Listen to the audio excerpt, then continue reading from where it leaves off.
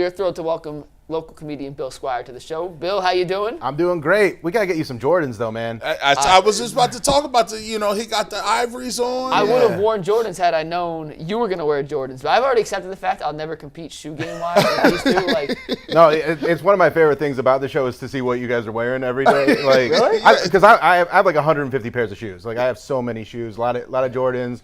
And then like a lot of classic Reebok, all that like 90s stuff we're all super nostalgic about. Now that we're like older and have a little bit of money to buy the shoes that we couldn't afford when we were kids. Yeah, I'm not there That's why I'm obsessed. Yeah. Exactly. And I went crazy during the pandemic too, because it's like all you could do was buy shoes. So I was just buying shoes like way too many shoes. But you know, I found out about the GOAT and the StockX apps, and that's bad. Yeah.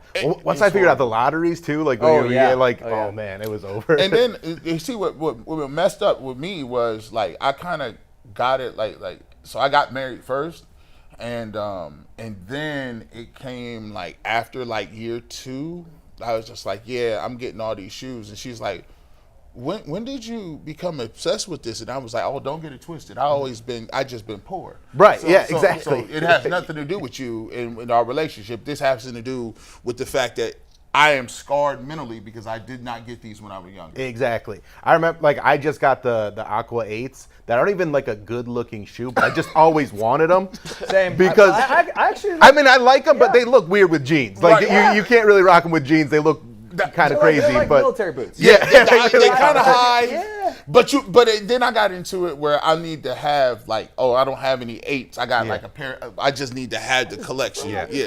And then you 15s. I don't have a pair of 15s. They're like alien shoes.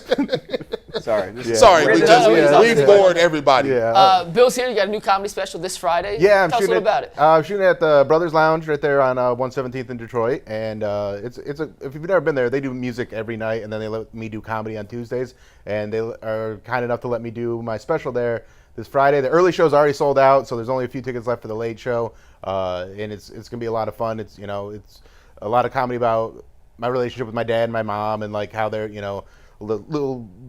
They're more conservative, I'm more liberal, but it's not like political. It's more just like lifestyle kind of stuff, and it's real fun. It's called Little Stinker. Little Stinker, yeah. Where does that come from? That comes from a bit about my girlfriend and her daughter were out. We were all out to dinner, and her daughter like misunderstood a term, and I like doubled down with it so that like it made my girlfriend look like the bad guy kind of thing, just being a little stinker. Now listen, man. Listen, you know good and well. You gotta turn in all your jokes. You better turn them into the syndicate, man. You don't, Jimmy Kimmel. Dude. Well, listen, a comedian comes up. We gotta talk about it. Is there anything that is off limits to a comedian? Because when I grew up, we had Eddie Murphy, we had Richard Pryor. And they used to say everything. Like, now it's a little different. Do you feel like there's anything where it's off limits or should comedians get to say what they want? Freedom of speech is not freedom from consequence. Okay. Right? So I will say that there is, I like to be clever about it. So, like, I don't have, like, a Charlie Kirk joke. But what I have are jokes if I was in that situation, if it was me. So like I have like a way of like talking about it without it being like directly about him, because it's on everybody's mind. You kind of have to address it in one way or another. So I found a clever way that I think to talk about it without, still having some respect for the fact that a man did lose his life. Like because it is not, no one should die for that. That's terrible. But I still have to talk about it in a way, and I think it's going to be funny, but also like, it makes me the butt of the joke, not him. I can't imagine being a comedian this day and age because of cell phones and because of social media, and stuff can get taken out of context.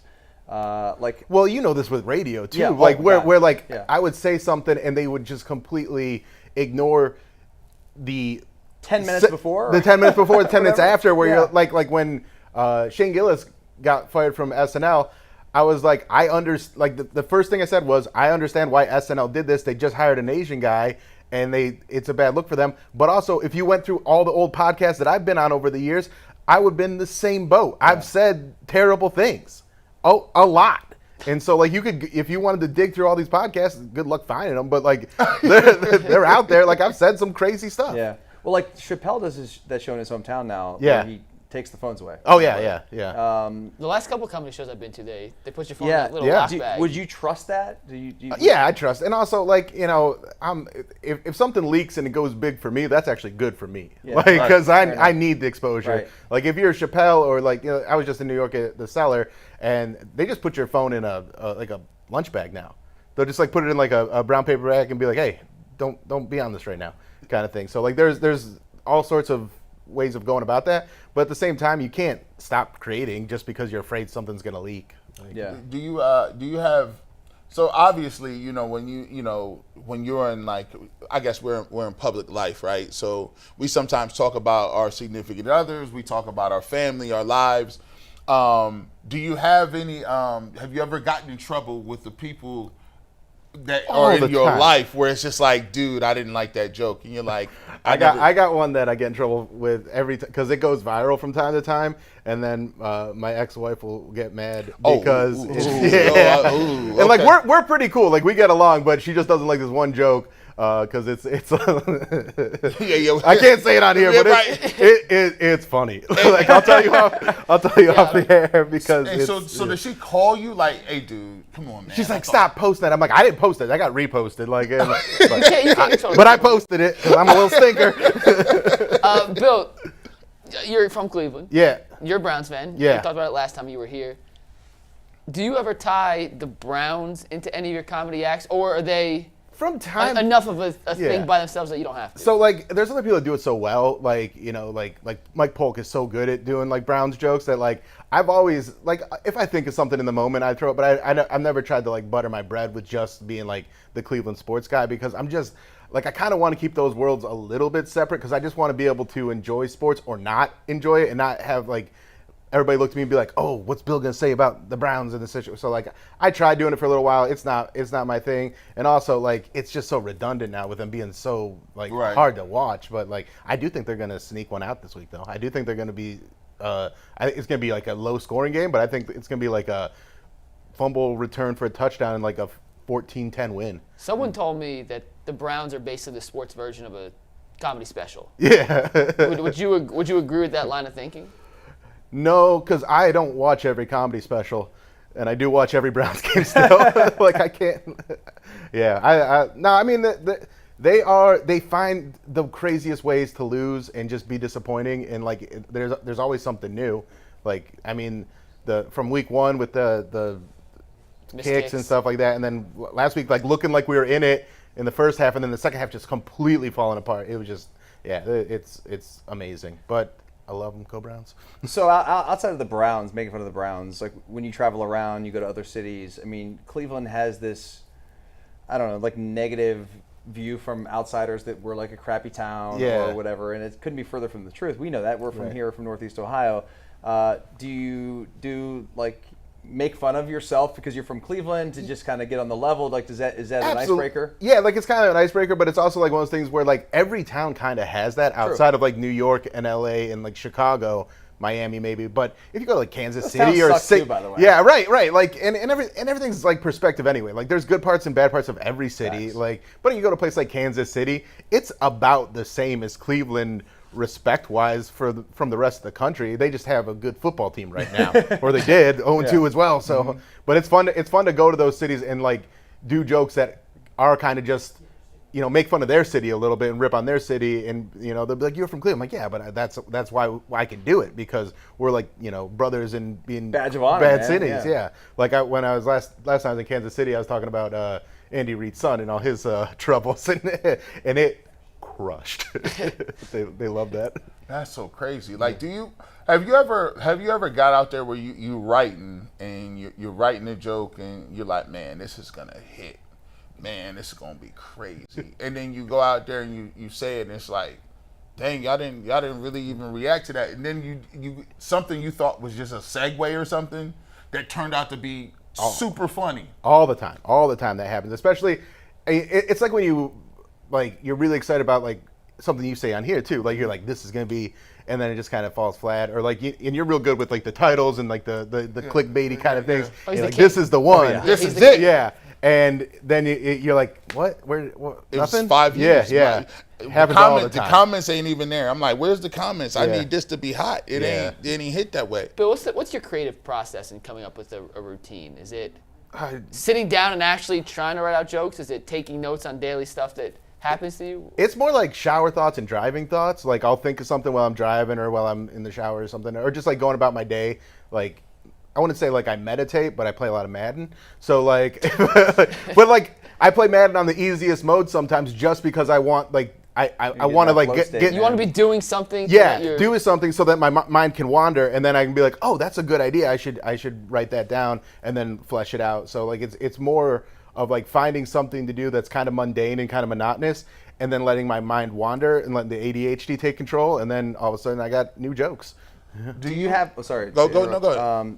Is there somebody in your friend circle that is like your go-to to run stuff by? Yeah. I got my buddy Joe Briggs from Parma. I see the Flamingo over there. He lives in New York City now, but we'll like call each other probably once or twice a week and just run bits. And then my buddy Raj, who he's real fun to run bits by because he's from India, and then he went to school in the Middle East, and now he moved to Arkansas. Now he's in New York City. So he's got like a really eclectic like world view. So it's fun to run jokes by him because he can see things from so many different angles because he's lived in so many different places. The last thing before you have a question, Garrett, is like delivery is so important with a joke and how it comes out and like the pacing and all of that. You know, when you have to maybe wait a second to let the audience, like all that is a skill that and a gift I think that you guys have. I don't think I have it, and you know that's why I talk about sports. Thank you.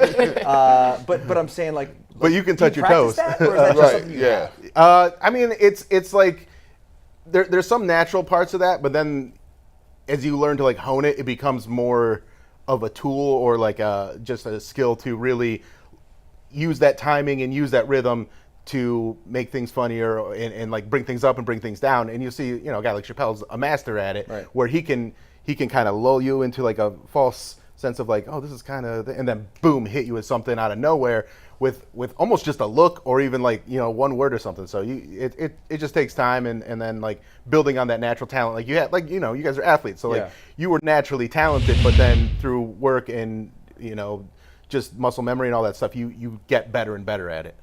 How big of an industry is it to be like? Is there a soft underbelly of comedy writers? Well, where like you like, have you ever wrote for anybody, or is there a known thing in the industry where there's people that like, I wrote for this guy, like it's some rapper or something? Well, so there is a lot of that. I've written for a few like things here and there. Actually, when Joe Thomas got inducted to he didn't ask me to do this, but I had his phone number, so I just texted him some jokes for his Hall of Fame speech, and he's like, "These are funny, but I can't use any of these."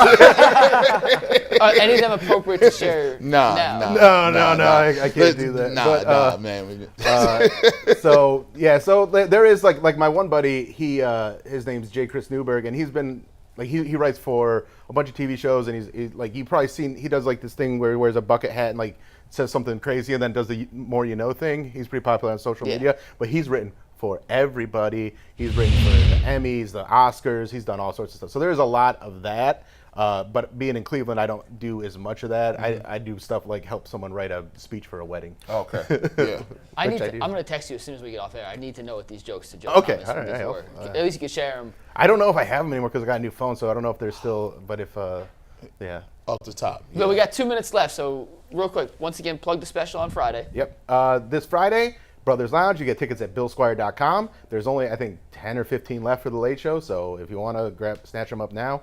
Then it'll be out on my YouTube channel, hopefully within like the next week or two, because I'm going to be the one editing it, so I got nothing else to do but that. My other question, then you got one, and we'll wrap up. No, I was wondering, what is that? Yeah. When you put out a special, are you slicing and dicing the best bits from the early show and the late show? Yes. Into just one? Into one show to make it look seamless. Gotcha. So that's what I'm going to do. So yeah, I got, is that how they all work, by the way? Like if you see pretty much like, well, so last special I did at the Agora, and I couldn't sell enough tickets to do two shows, so I had like one take, and I got it. So like I was, Hell yeah. you know, because I've been running this material for almost 2 years now. So like I know what I'm doing, except for like a thing or two here and there, because I like, you know, it's more topical. A little ad lib. Yeah, a little ad lib, but it's So you try and get the best you can at the first show, and then you get a little looser for the late show and see where it goes with that. And it's gonna be fun though. It's gonna be a Awesome, blast. man. Yeah. Awesome. That's man. Brothers Lounge Yep. this Friday. BillSquire.com for tickets. Yep. Early show's sold out. Late show's 9:30, right? Yep. 9:30, and if you want to go see Bill, we'll highly recommend it, and go check him out. And if you need to know where to park, I post it because I know this is a thing with people. Like you want to know where to park. I posted a video on my Instagram at Bill Squire that tells you where to park, and don't park at Arby's. You'll get towed. You heard it from Bill. Do not park at Arby's. It will not end well. It'll make Lil Stinker a terrible night Yeah, for the we don't rest want of you. that. Bill, thanks for coming in, man. We Thank you. appreciate Appreciate it, man. As always.